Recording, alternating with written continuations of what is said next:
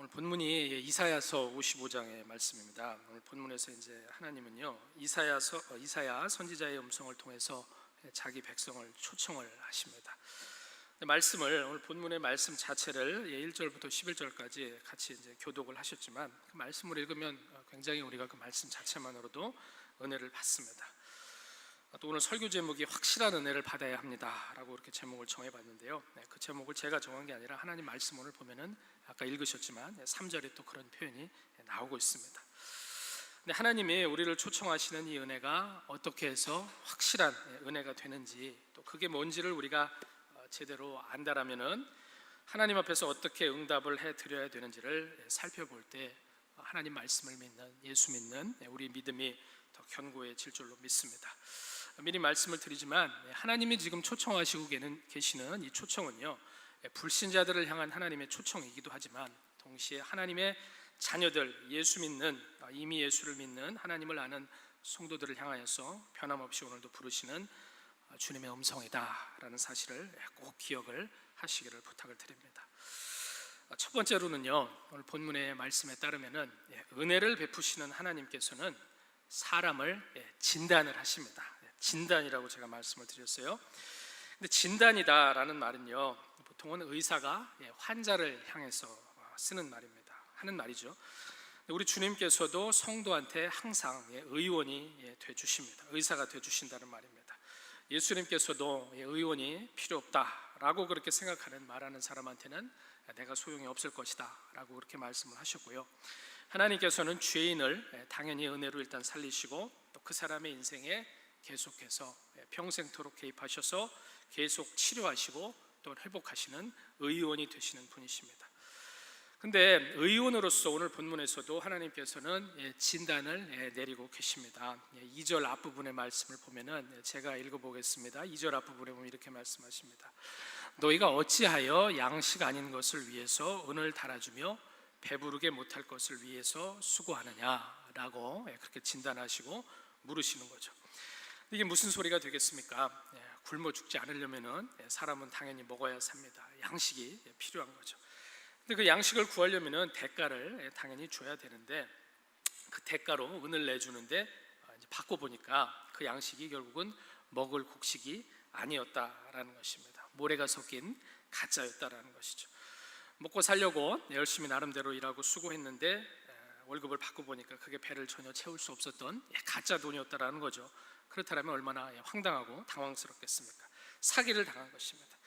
근데 그 사기를 당한 책임이 결국 잘 보면은 자기 스스로가 어리석고 또 악한 부분이 있기 때문에 속았다라는 것입니다. 물론 하나님이 지금 말씀을 통해서 말씀하고 계시는 것은 영의 양식을 말하는데요, 생명의 양식인 하나님의 말씀을 먹고 참된 예배를 우리가 하나님 앞에 올려드리면서 살아가야 되는데 먹어서는 안 되고 또 드려서는 안 되는 불량식품인, 영적인 불량식품인 결국은 육신의 정욕, 그게 뭐가 됐든지 간에 결국 요약해보면 그렇습니다. 육신의 정욕, 안목의 정욕, 이생의 자랑과 또 우상 숭배로 자기도 모르게 살아갈 수 있게 되는 것이, 그렇게 신자가 살아갈 수 있다는 것이, 살아가는 것이 하나님의 눈에는 여전히 보인다라는 것입니다. 그렇기 때문에 하나님께서는 너희가 나와 영원한 언약을 맺은 언약의 백성이고 하나님의 자녀라고 말하는데 어떻게 그럴 수가 있겠느냐라고 되물으시고 계십니다. 답답하고 기가 막히신 것입니다. 물론 오늘 본문의 정확한 맥락에서는 이스라엘 백성을 향하여서 그들의 죄악과 그들의 영적인 답답함 때문에 하나님께서 그렇게 말씀을 하시지만 우리 본인들을 향하여서도, 성도를 향해서 하나님께서 동일하게 말씀하고 계시다라는 것입니다. 그렇기 때문에 하나님이 지금 내리시고 있는 이 진단은 지금도 여전히 하나님의 백성을 향해서 주님께서 내리고 계시는 진단이시다라는 것을 꼭 기억을 하시기를 바랍니다.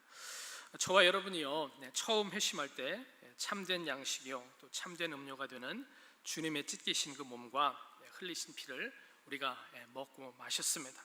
그래서 회개를 했고요 또 예수를 믿었습니다. 살아났고 우리의 배가, 또 우리의 목마름이 채워졌다라는 것입니다. 그래서 그 뱃속에는 영원토록 솟아나는 샘물이, 주님이 딱 그 샘물을 자리 잡게 해주셔서 세워주셨습니다.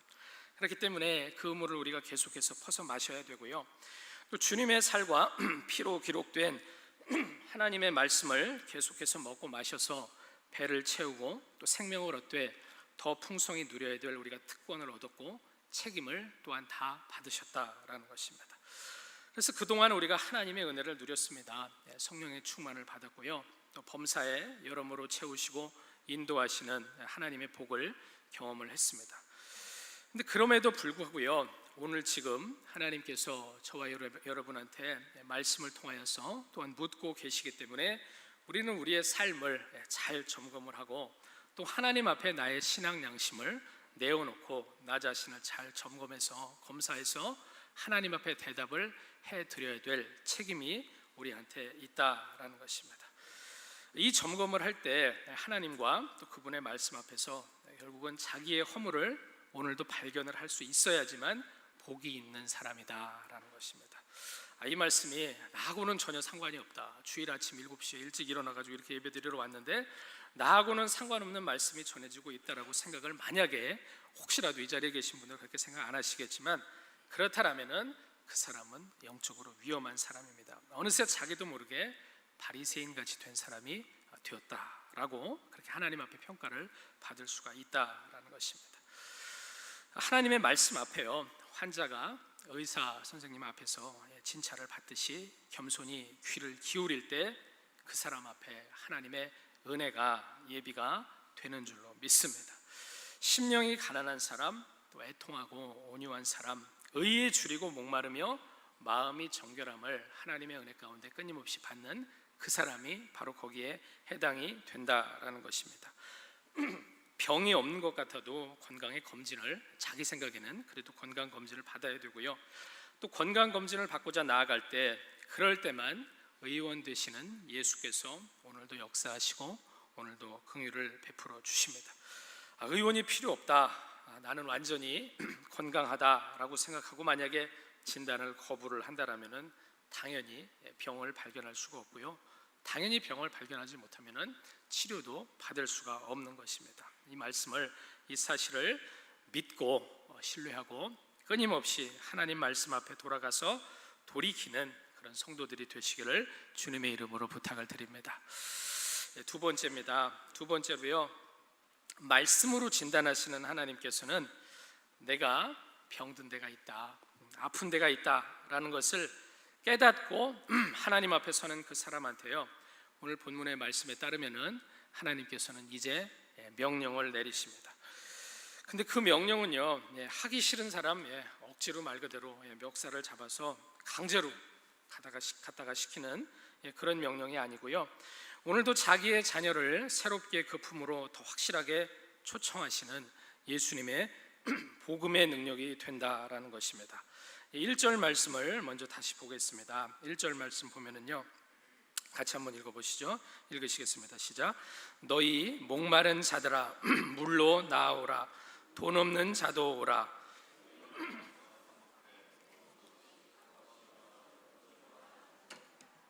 포도주와 젖을 사라, 그렇게 하나님께서 명령을 내리고 계십니다. 하나님은 목마른 자를 찾으시고 돈 없는 자를 또한 찾으십니다. 근데 만약에 내가 목이 전혀 마르지 않고 돈도 아주 영적인 의미겠지만 많다라면은 그 부르심에 굳이 대답할 필요가 없겠죠. 근데 지금 만약에 아쉬운 게 없으면요, 결국은 나중에 가서 아쉬운 게 많아지는 게 영적인 법칙입니다. 지금 목마른 사람으로 물이 많은 그곳으로 나아가면은 하나님께서 그 갈증을 해결을 해주신다라는 것이죠. 돈이 없는 사람도 주님께 나아가면은 해결을 직접 해주시는 것이 분명히 있기 때문에 돈 있는 사람이 아니라 돈 없는 사람한테 주님께서는 너희가 와서 포도주와 젖을 사라, 구입해라 라고 그렇게 명령을 하십니다. 근데 우리가 곰곰이 한번 생각을 해보면은 세상 법칙은요, 돈 없는 사람한테 물건 사라고 그렇게 말하지 않습니다.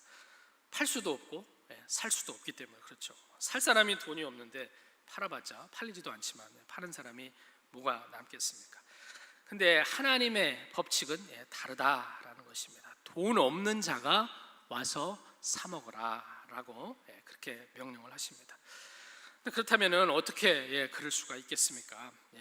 판매자가 되시는 우리 주님께서 그 대금을 대신 내주시기 때문에 그렇습니다.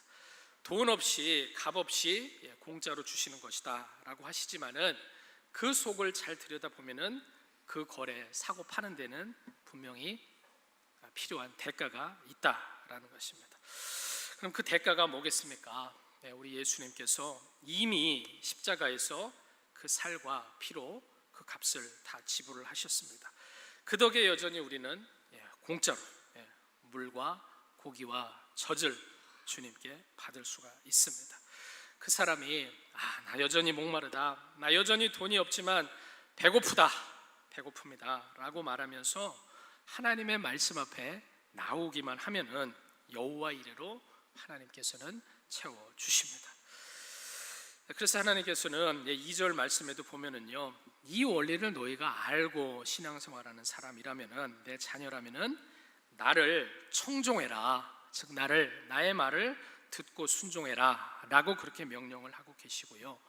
또 3절 말씀의 앞부분에서는 너희는 귀를 기울이고 내게 나와서 들어라, 그리하면 너희 영혼이 살리라 라고 또 말씀을 하십니다.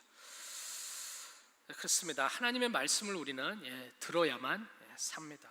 귀를 기울여야 되고요, 또 말씀이 선포되는, 말씀이 가르쳐지는 그 자리에 나아가야만 됩니다. 그래야만 내 영혼이 시들지 않고 산다라고 하나님이 말씀을 하시기 때문에 그렇습니다.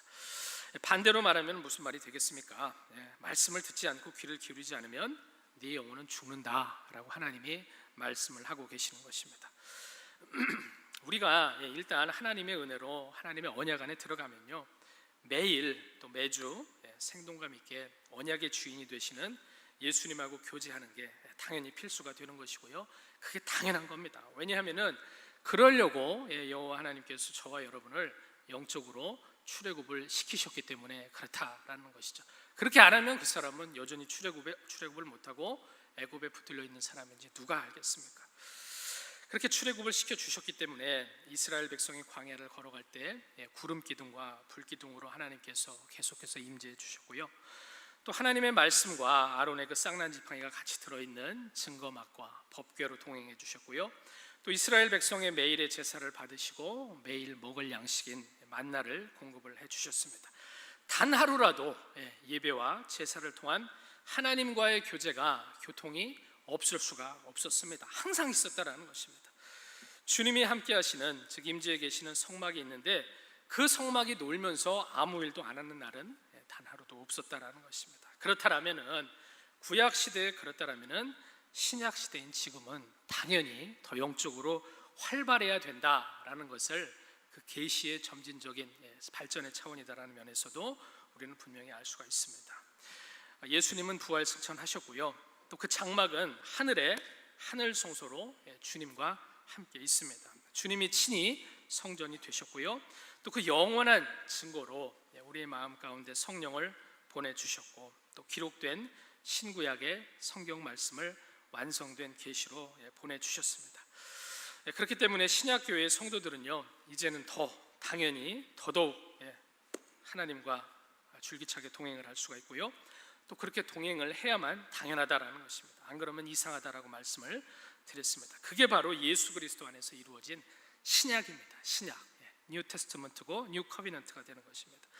신약은 그래서 당연히 더 급박하게 돌아가는 하나님의 백성의 그 역사가 된다라는 것이죠.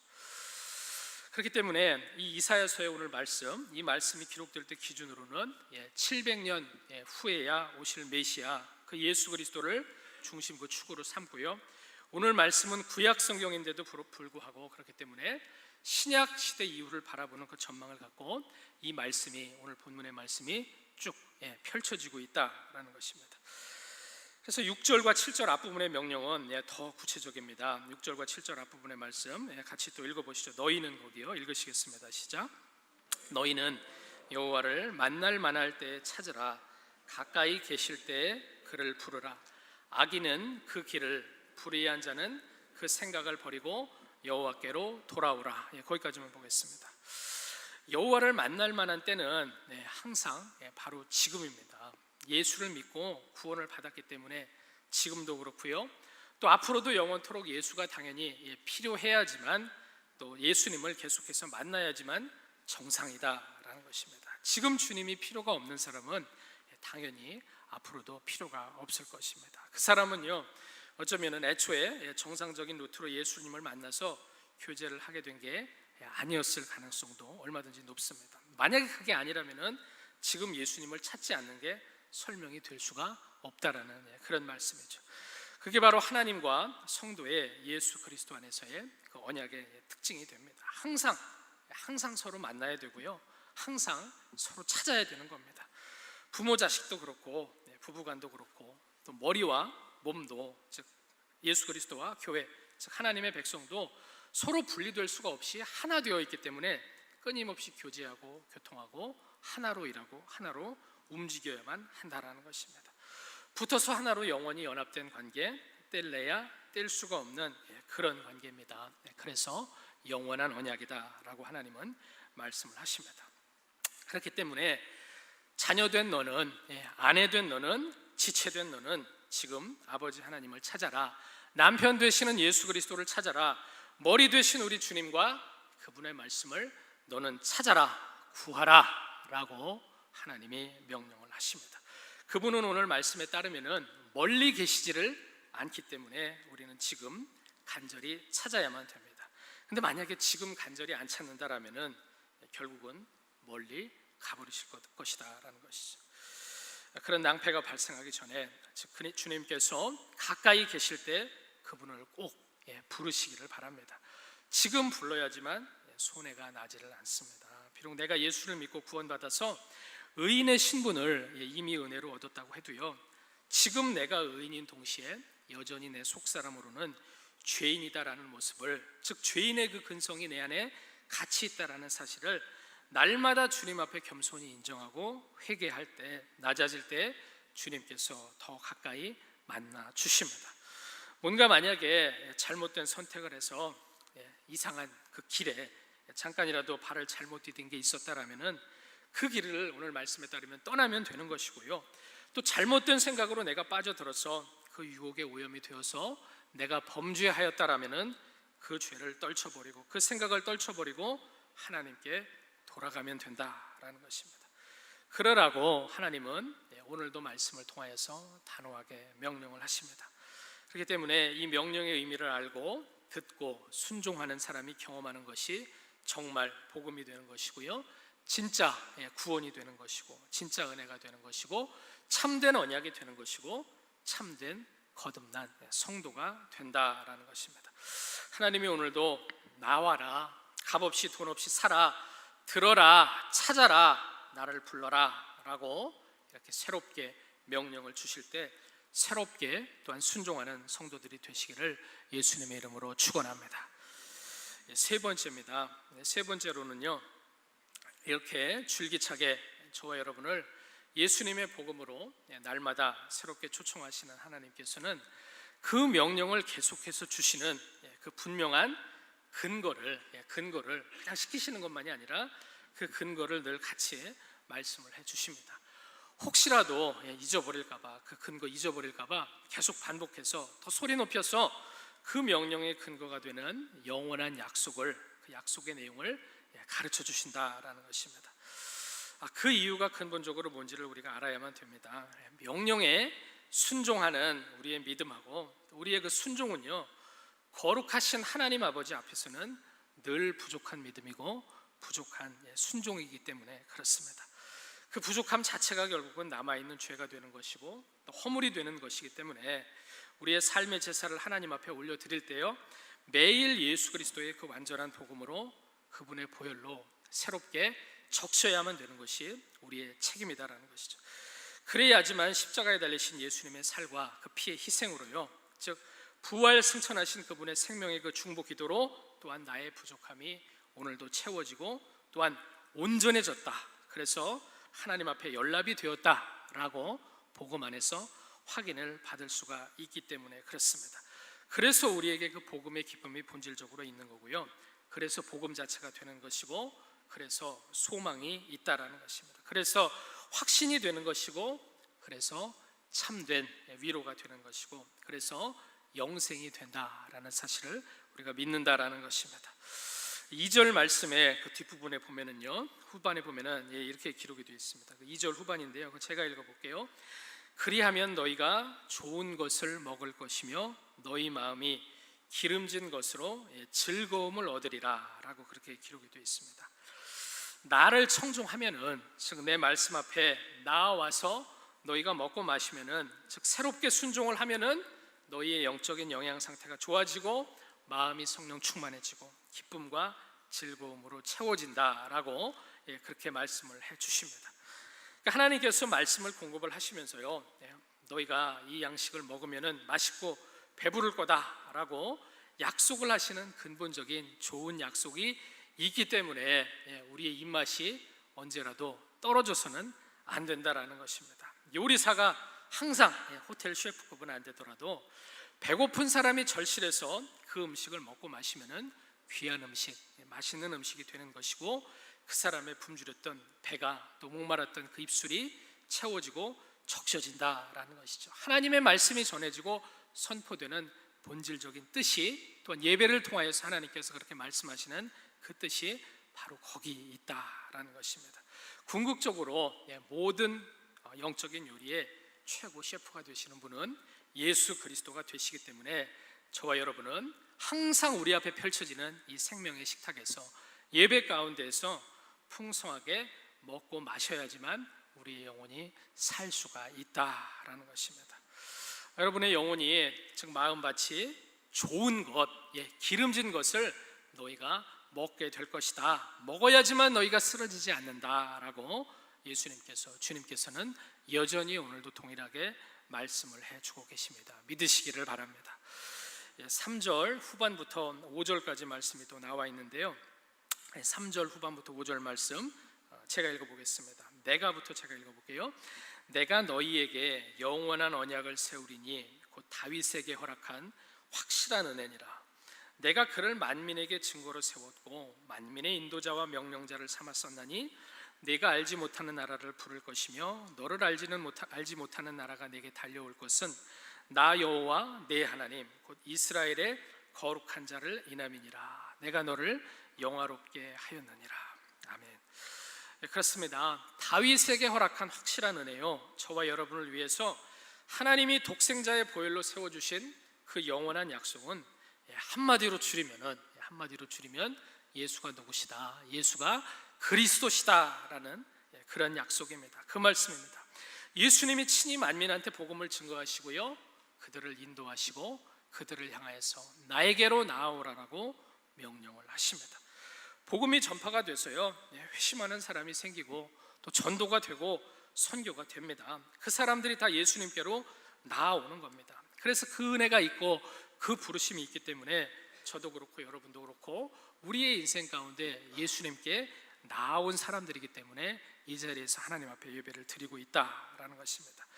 그렇기 때문에 하나님께서는 여전히 우리가 매일 마음에, 즉 주님께 달려나온 그 영광스러움과 그 기쁨을 알고 깨닫고 새롭게 감사로 하나님 앞에 또한 나아오기를 바라고 계시다라는 것입니다. 우리가 그렇게 은혜를 받은 것이 다 나 여호와 내 하나님 곧 이스라엘의 거룩한 자를 인함이니라. 그러려고 내가 내 아들 독생자 예수를 영화롭게 하였느니라. 십자가의 죽으심과 부활로 승천으로 그렇게 하셨다라고 하나님께서 말씀을 하고 계십니다. 그렇기 때문에 여호와께로 돌아가는 그 일은요, 항상 7절 말씀에 보면은 그 뒷부분에 나아오고 있는 것처럼요, 우리 하나님에게 우리가 나아가는 것이고요, 또 돌아가고 나아가는 그 일은요, 항상 주님께서 다윗의 자손 예수를 통해서 세우신 영원한 언약이요, 또 확실한 은혜의 반석이 되시는 예수를 바라보는 그 믿음과 행동 자체가 된다라는 것입니다. 그럴 때마다, 즉 예수님을 바라보고 예수의 살과 피인 이 약속의 말씀과 명령과 초대에 믿음으로 응답해서 날마다 새롭게 매 주일마다 또한 순종할 때마다 하나님께서 어떻게 하겠다라고 7절 말씀에 보면은 말씀을 하고 계십니까? 한번 따라 말해 보겠습니다. 그리하면 그가 긍휼히 여기시리라. 그리하면 그가 널리 용서하시리라. 긍휼히 여기시고 용서해 주시고 회복시켜 주신다라고 하나님이 말씀을 하십니다. 저와 여러분이요, 이 말씀의 뜻을 제대로 알고 마음속 깊이 새기고 늘 새롭게 새기고 우리가 예수 믿는 신앙생활을 해야만 됩니다. 안 그러면요, 이 예수님의 복음의 그 값어치가 아주 싸집니다. 영어의 칩에 해당되는 싸진다라는 것입니다. 은혜가 아주 싸져버린다라는 것입니다. 하지만 하나님이 부어주시는 확실한 은혜는 절대로 싸구려 은혜가 아니다라는 것입니다. 처음 예수 믿을 때만 무슨 호객행위 하는 것처럼 달콤하게 이렇게 다가와가지고 너 건져주겠다, 너 구원시켜주겠다, 나중에 또 세상 떠서 천국 갈 때까지는 불신자들이랑 아무런 차이 없이 죄 짓고 막 살고 그래도 돼도 그렇게 허락해줬다가 죽으면 어쨌든지 간에 천국은 턱걸이로 보내주겠다라고 살짝 그렇게 보내주는 그런 은혜가 우리 하나님의 은혜가 절대로 아니다라는 것입니다. 확실한 은혜는요, 예수님 안에서 그리고 그분의 말씀인 복음과 그 복음에 근거한 매일의 새로운 초대와 또 매일의 새로운 매주의 거룩한 성일의 명령 안에서 성도가 아름답고 또한 주님이 보시기에 귀하게 반응하는 그 반응을 하나님 앞에 올려드리면서 계속해서 생겨나는 것이 바로 확실한 은혜다라는 것입니다. 영원한 그 약속의 끈을 계속해서 튼튼하게 견고하게 이어가고요, 또 계속해서 깊이 뿌리 내리는 하나님과 우리의 말씀으로 교통하는, 또 예배로 교통하는 그 상호작용이 있을 때 하나님이 우리를 새롭게 기억을 해주시고요, 우리도 하나님을 날마다 새롭게 또 깊이 있게 알아가고 더 뜨겁게 사랑해 나가는 그런 관계가 바로 확실한 은혜가 되는 줄로 믿습니다. 말씀을 정리를 해보겠습니다. 오늘도 성도 한 사람 한 사람을 자기의 예수 그리스도의 살과 피인 하나님의 그 말씀으로 이렇게 절실하게 부르셔서 초대하시는 좋으신 우리 하나님은요, 우리와 늘 정말로 가까이 지내기를 원하시면서도요, 또 다른 한편으로는 그렇게 가까이 하시기를 원하시는 만큼 우리가 하나님을 경외하는 마음, 즉 두렵고 떨리는 마음으로 하나님을 정말로 높이 바라보기를 동시에 원하고 계십니다. 믿음 생활은요, 항상 이 균형이 잘 갖춰져 있어야만 됩니다. 하나님은 정말로 우리랑 친밀하고 가까운 관계가 되시는 분이고요, 그렇기 때문에 성령이 우리 안에 거하고 계시죠. 또 점점 더 우리가 그런 은혜를, 또 성령 충만의 은혜를, 성령의 열매를 풍성히 경험하는 생활을 해야만 되면서도요, 또 한편으로는 한없이 두려워해야만 되고 우리가 어려워해야만 되는 분이 여호와 하나님이 되십니다. 그걸 잘 요약해서 보여주는 말씀의 구절이 오늘 본문의 8절부터 11절의 말씀입니다. 우리가 성도로서 인생을 살아갈 때 때로는 어렵고 또 이해가 안 되는 일들이 나에게 찾아오고 고민거리가 될 때 분명하게 믿음으로 고백해야 될 중요한 내용이 된다라는 것입니다. 8절부터 11절에 하나님이 이렇게 말씀하십니다. 여호와의 말씀에 내 생각은 너희 생각과 다르며 내 길은 너희 길과 달라서 하늘이 땅보다 높음같이 내 길은 너희 길보다 높으며 내 생각은 너희 생각보다 높으니라. 비와 눈이 하늘에서 내려서는 다시는 그리로 가지를 않고 땅을 적셔서 싹이 나게 하며 열매가 맺게 하여 파종하는 자에게 종자를 주며 먹는 자에게 양식을 줌과 같이 내 입에서 나가는 말도 헛되이 내게로 돌아오지 아니하고 나의 뜻을 이루며 나의 명하여 보낸 일에 형통하리라 라고 하나님이 말씀을 하십니다. 하나님의 은혜와 하나님의 섭리에는요, 우리의 이 짧은 머리로는 이해가 되지 않는 신비로운 부분이 분명히 있다라는 겁니다. 그 신비의 극치가 바로 나 같은 죄인을 살리기 위해서 십자가에 달리시고 부활하신 예수 그리스도가 되시는 것이고요, 그 사실을 은혜로 믿어서 구원받은 저와 여러분의 인생이, 지금 예배자로 이렇게 서 있는 인생이 또한 놀라운 신비가 되는 것이고, 또한 오늘도 하나님께서 복음의 말씀과 능력으로 여전히 나를 초대하셔서, 즉 저와 여러분이 생명을 얻되 더 풍성히 얻기를 바라시는 하나님의 그 뜻이 오늘도 성취가 되기 위해서, 그 뜻이 성취가 되려고 늘 볼 것 없는 우리를 향하여서 은혜가 준비되어 있다라는 것이 또한 신비 중에 신비가 된다라는 것입니다. 그렇기 때문에 예레미야 선지자도 예레미야 33장에서 마찬가지로 말씀을 합니다. 일을 행하는 여호와, 그것을 지어서 성취하는 여호와, 그 이름을 여호와라 하는 이가 이같이 너희에게 이르노라. 너는 내게 부르짖어라. 내가 내게 응답하겠고 내가 알지 못하는 크고 비밀한 일을 내게 보이리라 라고 그렇게 말씀을 하십니다. 그렇습니다. 예레미야의 말씀처럼 복음의 능력을 경험하면서 놀라움과 또한 기쁨으로 하나님의 능력, 말씀의 능력, 예수의 능력, 성령의 능력을 경험할 그 영적인 한마당이 오늘도 이 거룩한 주일에 또한 이 일부 예배 시간에도 동일하게 하나님의 은혜 가운데 펼쳐져 있다. 확실한 은혜를 하나님께서 예비하고 계시다라는 사실을 다시 한번 새롭게 기억을 하시기를 바랍니다. 그것을 느끼고 분명히 새롭게 깨닫는 성도라면은 믿음과 회개로 하나님 앞에 진실된 고백과 진실된 간절한 기도로 오늘도 하나님 앞에 새롭게 나아갈 때 오늘도 새롭게 확실한 은혜를 받아서 예수님과 교통하는, 사랑하는 모든 주님의 성도들이 되시기를 예수님의 이름으로 축원합니다.